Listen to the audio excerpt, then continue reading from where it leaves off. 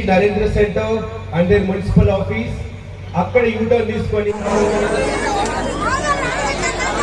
అలాగే APIIC chairman Vizag 5 లక్షల మందితోటి మన యోగా కార్యక్రమం పొద్దున్న 5ంటికి లేచి 5 లక్షల మంది బీచ్ రోడ్ లో ఆ కార్యక్రమం చేశారంటే మీ అందరూ తెలియాల్సిన విషయం. అంత గొప్పగా చేశారు.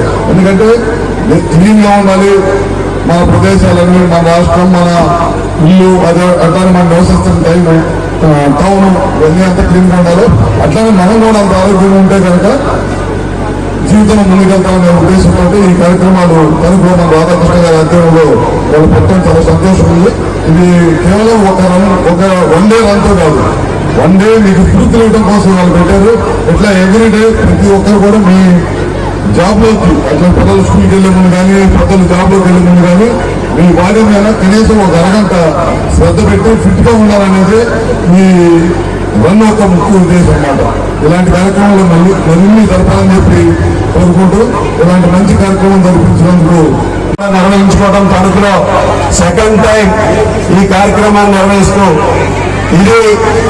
ఈ రన్ను కూడా ఇక్కడ తణుకు రన్నర్స్ సొసైటీకి సంబంధించి ఒక యూత్ అందరూ కూడా వాళ్ళు నిర్వహించేది ఈ మారథాన్ని ఒక ప్రొఫెషనల్ గా ఇంటర్నేషనల్ స్టాండర్డ్స్ తో టైమర్స్ తో మనకున్నటువంటి అంతా కూడా ఈరోజు ఏదైతే కిడ్స్ కానీ ఒక ప్రొఫెషనల్ వేలో సిటీలకే పరిమితం అవడమే కాకుండా మనలాంటి తణుకు పట్టణంలో కూడా ఈ కార్యక్రమాన్ని చేయాలనే ఒక ఉద్దేశంతో వీరు నిర్వహిస్తున్నారు.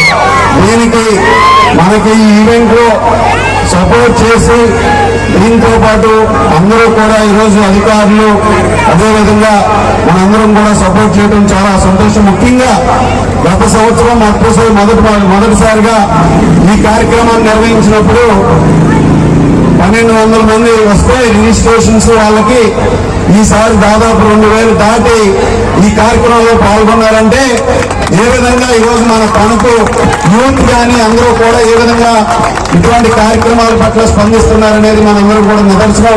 ఈరోజు గౌరవ ప్రధానమంత్రి నరేంద్ర మోడీ గారు ఫిట్ ఇండియా పిలిపించారు. అందరం కూడా ఈరోజు ఫిట్ గా ఉండాలి, ఆరోగ్యంగా ఉండాలి. తద్వారా ఒక ఆరోగ్య ఆంధ్రప్రదేశ్ ఏర్పడుతుంది. మన గౌరవ ముఖ్యమంత్రి నారా చంద్రబాబు నాయుడు గారు, ఉప ముఖ్యమంత్రి పవన్ కళ్యాణ్ గారు, మన ఐటీ శాఖ మంత్రి లోకేష్ గారు అందరూ కూడా ఈరోజు